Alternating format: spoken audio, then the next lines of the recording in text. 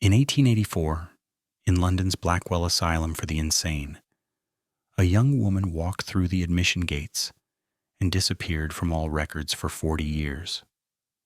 What happened to Margaret Eleanor Ashford, age 23, would expose the darkest secret of Victorian psychiatric medicine.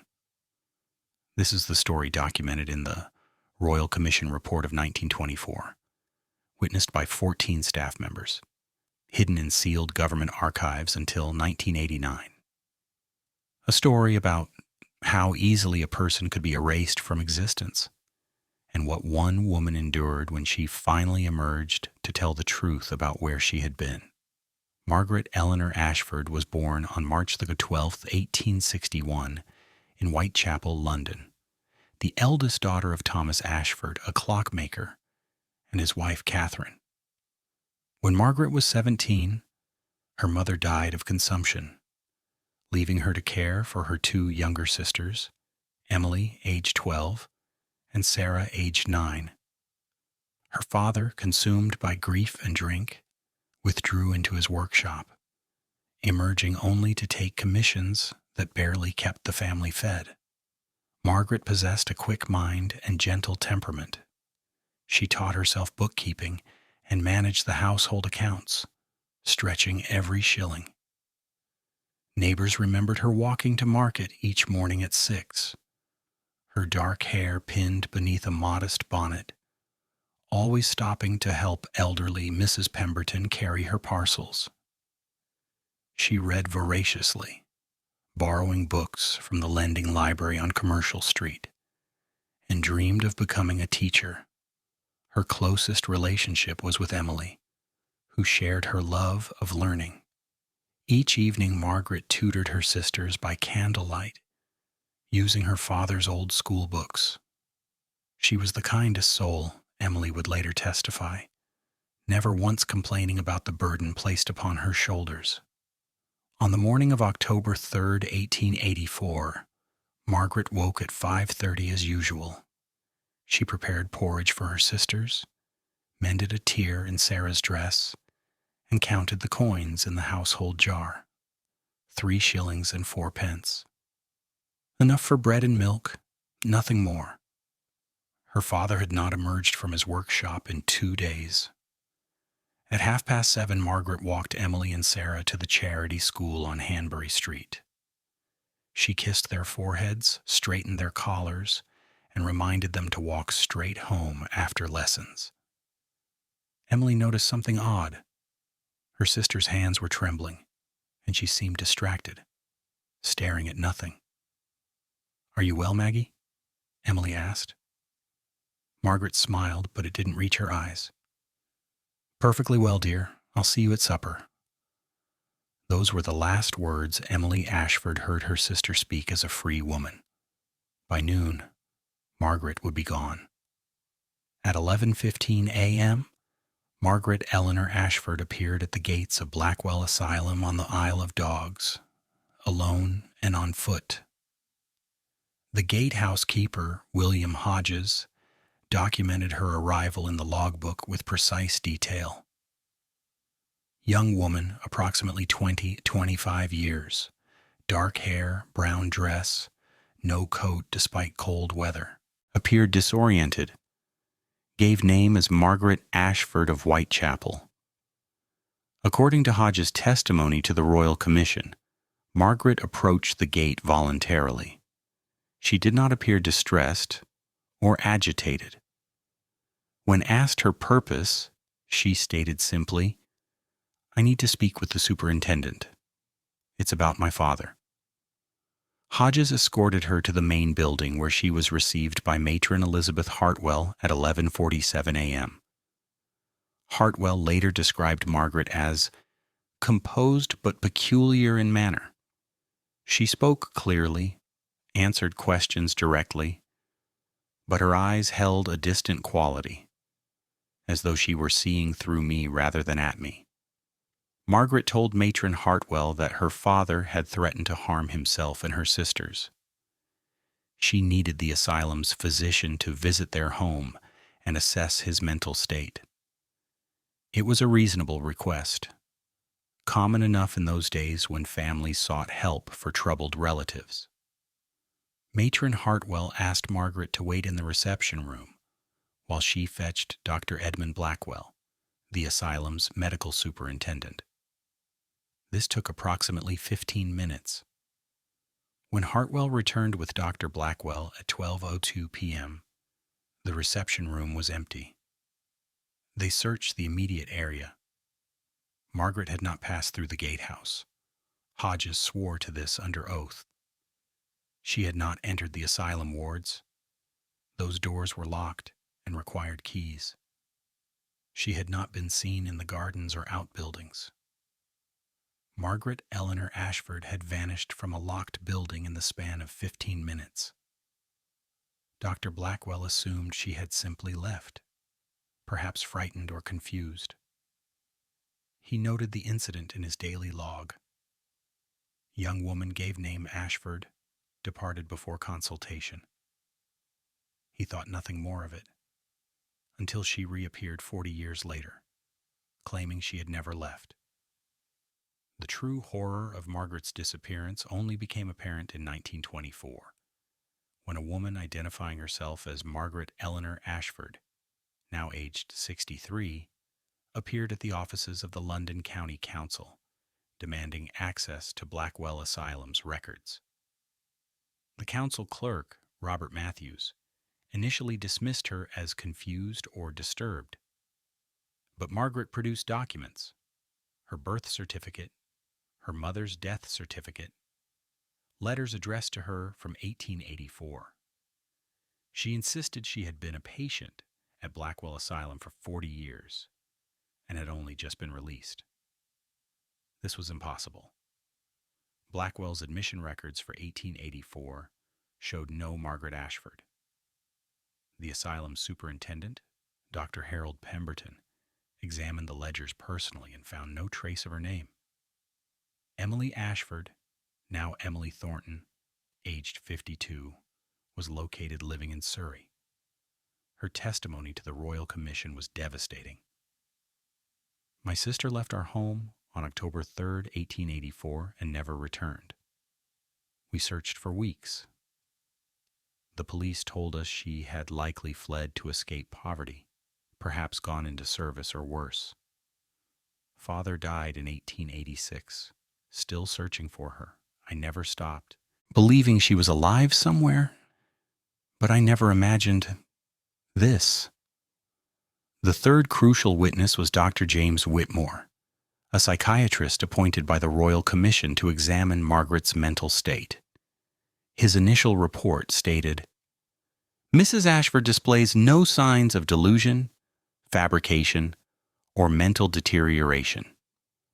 Her memory of events from 1884 is extraordinarily detailed and consistent across multiple interviews.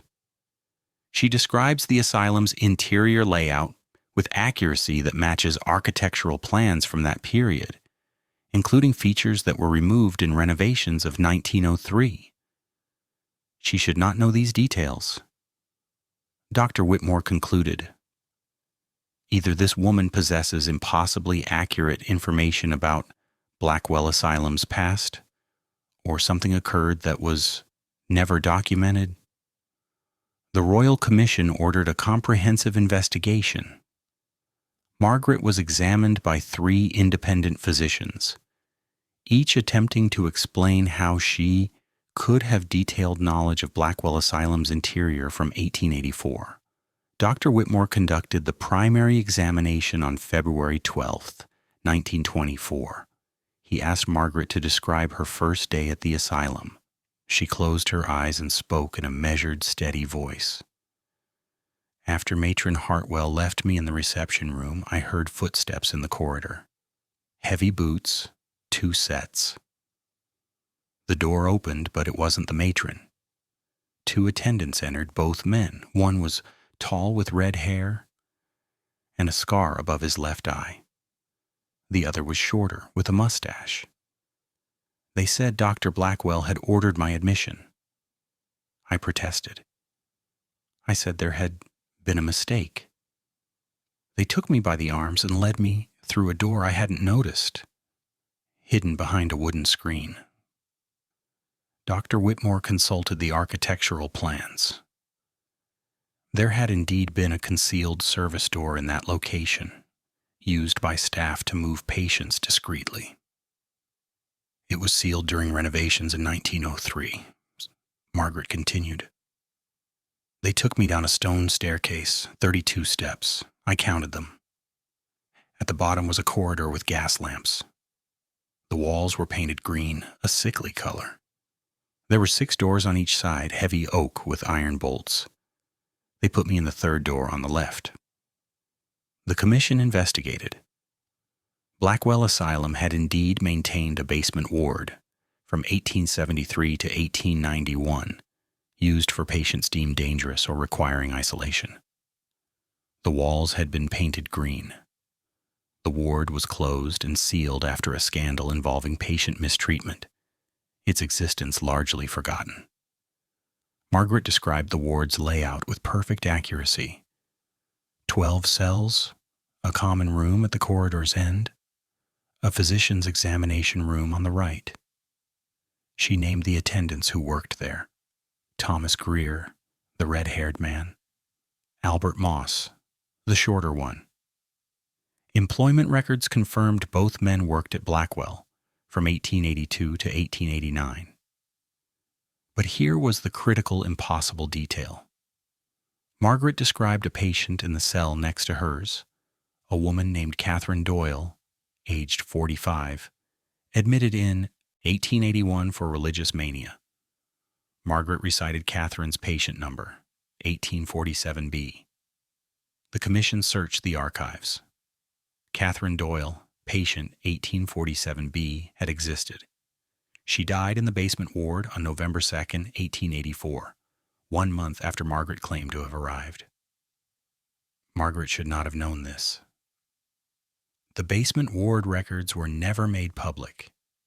They were sealed in 1891 and stored in a government warehouse, forgotten until the commission's investigation.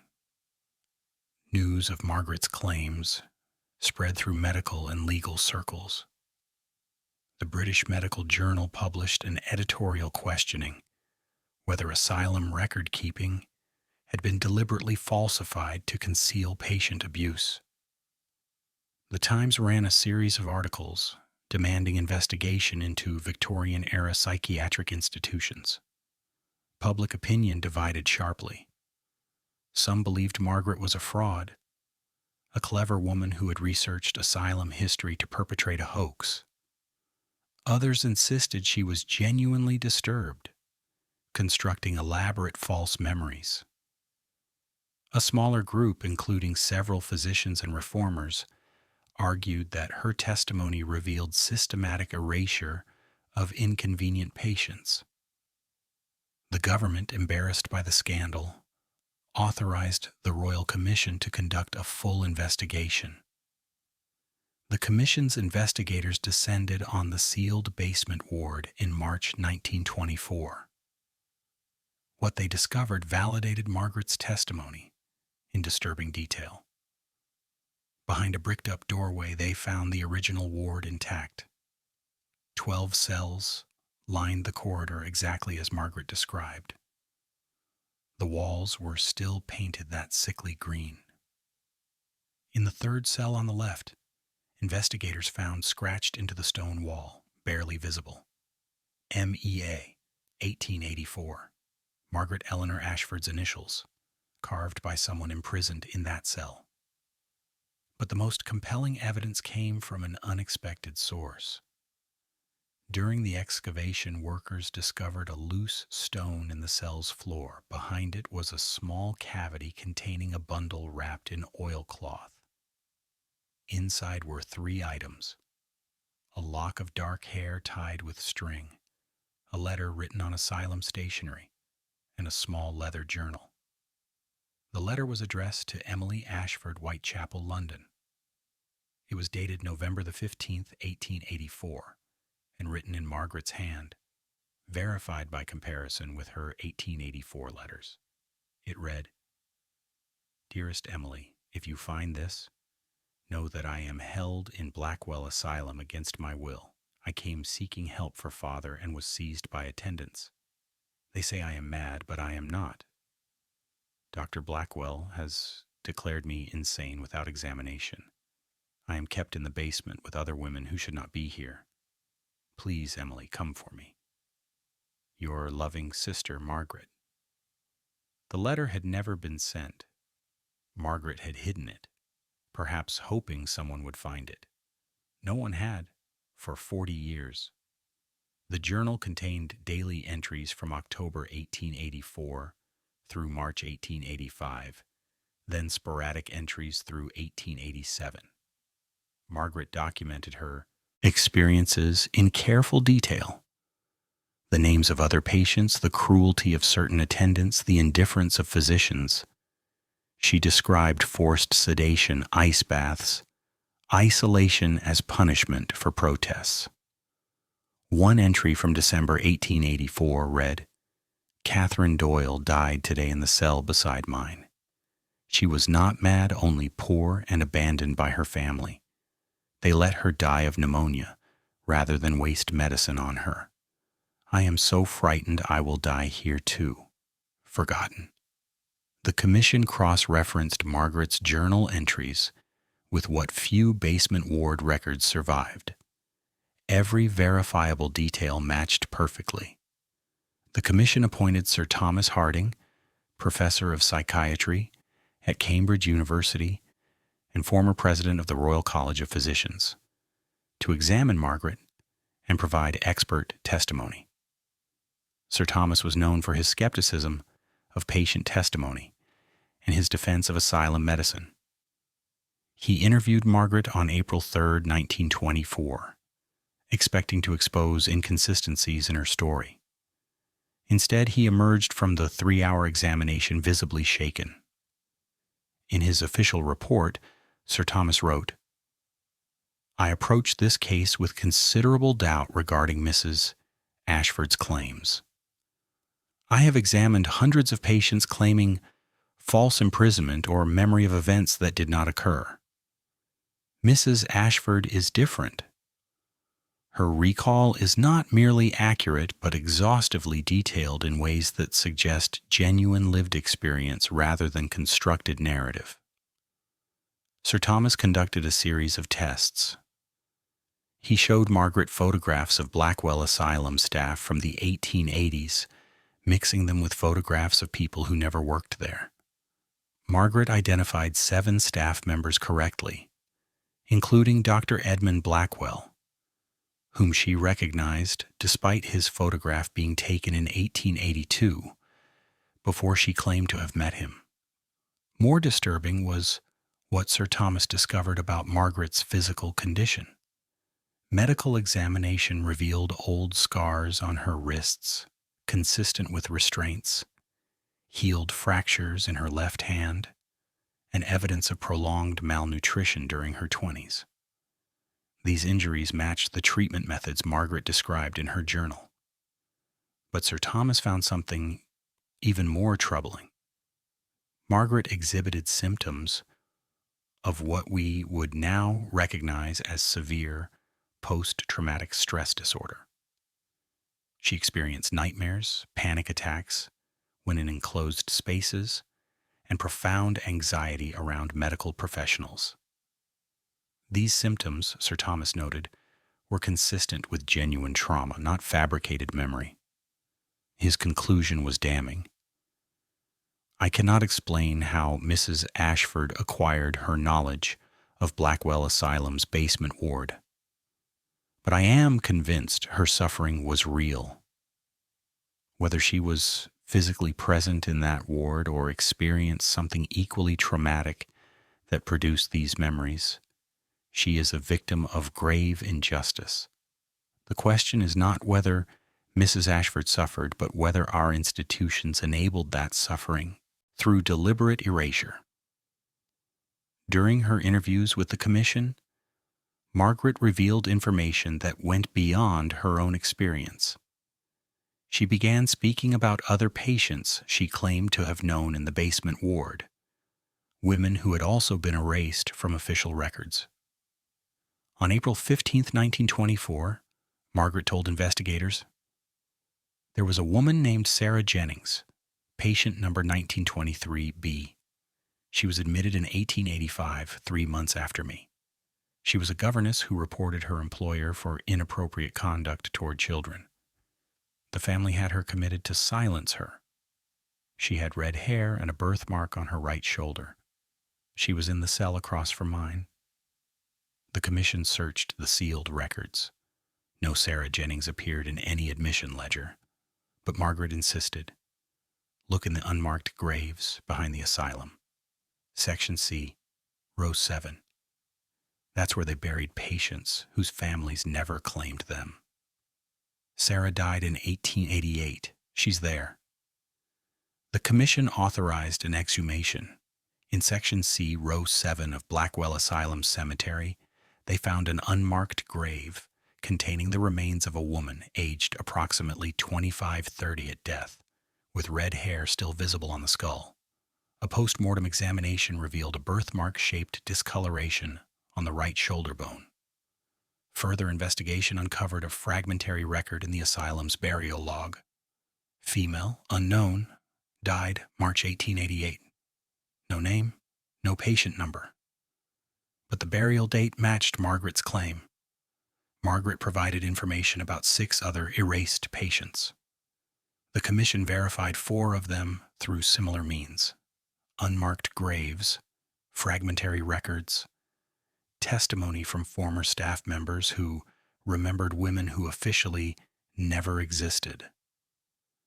How could Margaret know these details if she had never been in the basement ward? How could she describe women who'd been deliberately removed from all records? The commission had no answer. As the Royal Commission's findings became public, the Home Office intervened. On May 10, 1924, Sir William Joynson Hicks, the Home Secretary, ordered that all testimony and evidence related to the Blackwell Asylum investigation be classified under the Official Secrets Act. The order was unprecedented. Parliamentary records show that Sir William justified the classification by stating, "The revelations regarding Blackwell Asylum threaten public confidence in medical institutions. The details of patient treatment, if widely known, would cause unnecessary alarm and damage the reputation of psychiatric medicine." The commission was disbanded. Its final report was written but never published.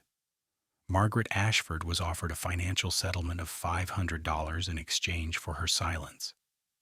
She refused. Dr. Whitmore, Sir Thomas Harding, and 3 other commission members protested the suppression. They were warned that discussing the case publicly would result in prosecution. Dr. Whitmore resigned from government service in protest, writing in his private journal, "We have proven that women were disappeared into asylums, erased from all records, and left to die forgotten. The government's response is to hide this truth rather than seek justice. I am ashamed of my profession." The sealed basement ward at Blackwell Asylum was demolished in 1925. The building was converted to administrative offices. The unmarked graves were left undisturbed, their occupants still nameless. Margaret Ashford's testimony, her journal, and the commission's findings were locked in government archives, classified for 65 years. They would not be released until 1989, when the Official Secrets Act's time limit expired. The crisis came on May 10, 1924, when Margaret appeared unannounced at the offices of the Daily Telegraph, carrying copies of documents she had secretly retained. She demanded they publish her story before the government could silence her completely. The newspaper's editor, Arthur Watson, listened to her account. He recognized the potential scandal, but also the danger. Publishing classified government documents could result in prosecution for both Margaret and the newspaper. That evening, Emily Thornton arrived at the telegraph offices, summoned by Watson's telegram. The reunion between the sisters, documented by journalist Robert Graves, who witnessed it, was emotionally devastating. Emily embraced Margaret, both women weeping. "I thought you were dead," Emily said. "For 40 years, I believed you had died alone somewhere, and I had failed you." Margaret held her sister's hands. "I was dead, in every way that mattered. They buried me alive in that place. They took my name, my history, my existence. I was a ghost for 40 years. Emily made a decision. She told Watson, "Publish everything. I don't care about the consequences. The world needs to know what they did to my sister and those other women." But Watson, after consulting with the newspaper's lawyers, declined. The legal risks were too great. The government had made clear that prosecution would follow publication. Margaret and Emily left the telegraph offices that night, knowing the truth would remain hidden. Margaret had survived 40 years of imprisonment, erasure, and trauma. She had fought her way back to existence, proven her story with overwhelming evidence, and still she wouldn't receive justice. In her final statement to the aborted Royal Commission, Margaret said, "I am one woman. I survived to tell my story. But there were dozens of others in that basement ward, and hundreds more in asylums across England. Women who were inconvenient, who knew too much, who refused to be silent. They were erased. Their families were told they had never been admitted, or that they had died, or that they had escaped. No one looked for them. No one remembered them. I am speaking for all of them." Sir Thomas Harding, despite the government suppression, continued his investigation privately. In a letter written to Dr. Whitmore in June 1924, later discovered in Whitmore's papers after his death, Sir Thomas proposed a disturbing explanation. "I believe Margaret Ashford was indeed admitted to Blackwell Asylum in October 1884, exactly as she claims. But her admission was never recorded in the official ledgers.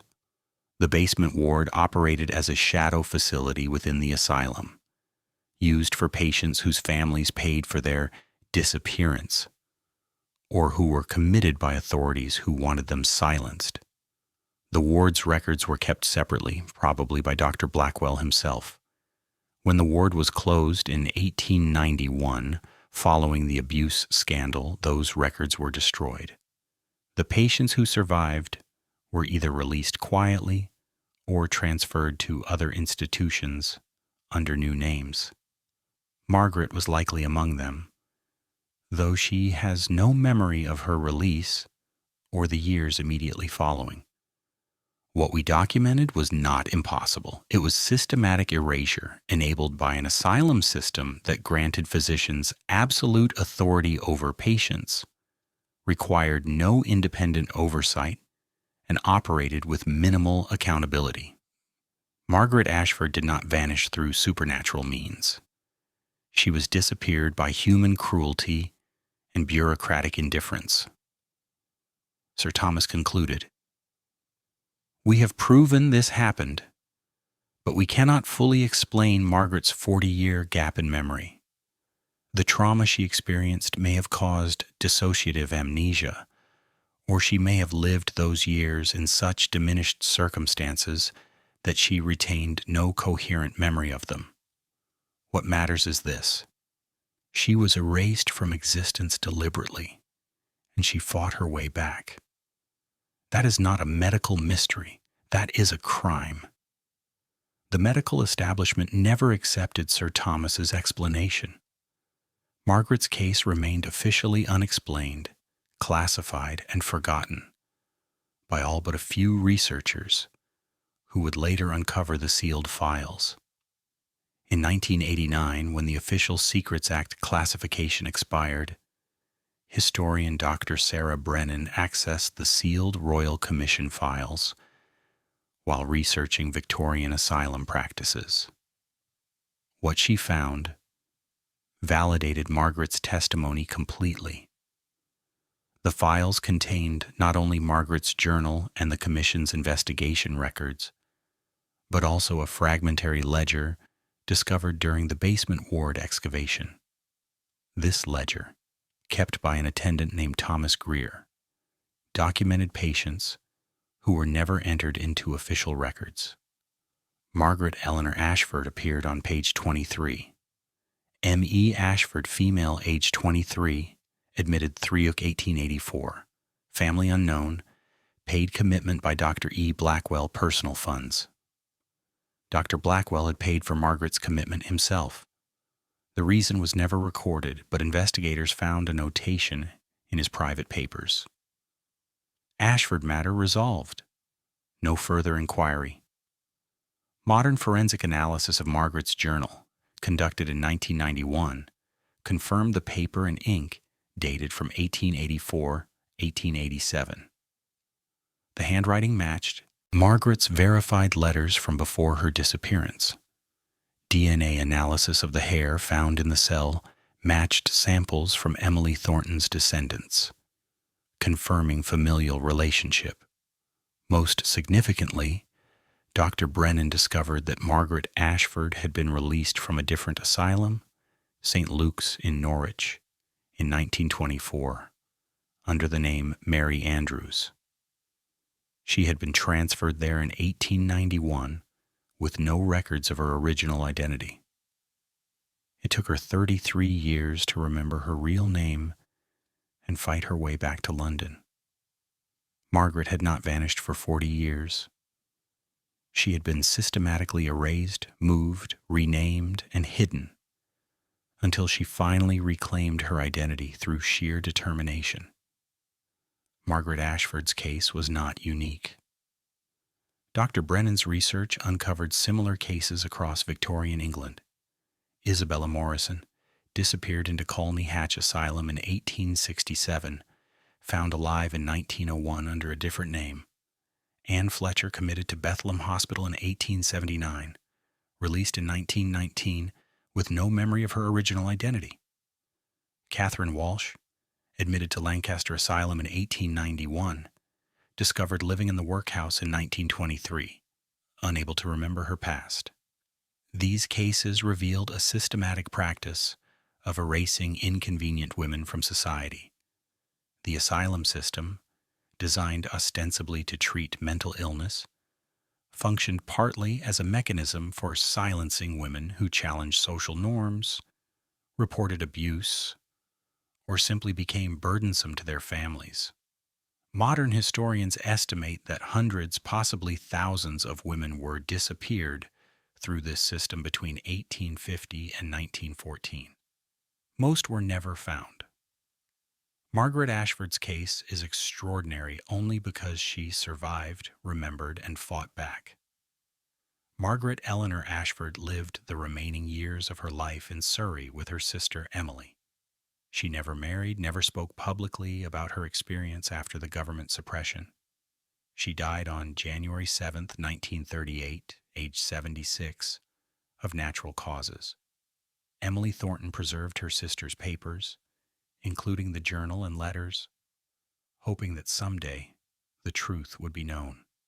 She died in 1947, having seen the beginning of asylum reform, but not the vindication of her sister's testimony. In Margaret's final diary entry, written in December 1937, 6 weeks before her death, she reflected on her experience. I was erased from the world for 40 years. My name was taken, my history denied, my existence questioned, even when I stood before witnesses with proof in my hands. But I survived. I reclaimed my name, I told my story. Perhaps that is all we can do when the world tries to silence us. Survive, remember, and speak, for those who could not. Her grave in Surrey bears the inscription, Margaret Eleanor Ashford, 1861-1938. She remembered.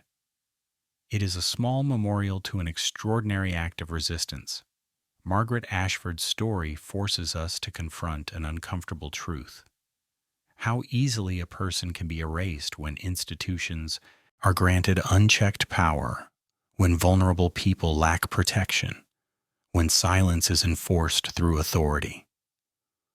Her 40-year disappearance was not supernatural or impossible. It was the logical outcome of a system designed to hide inconvenient truths. If this story has moved you to consider how we protect the vulnerable in our own time, subscribe to our channel for more historical investigations that reveal uncomfortable truths. Because the past is not safely distant. It echoes in every institution we trust, every system we build, every person we fail to see. Remember Margaret. Remember them all.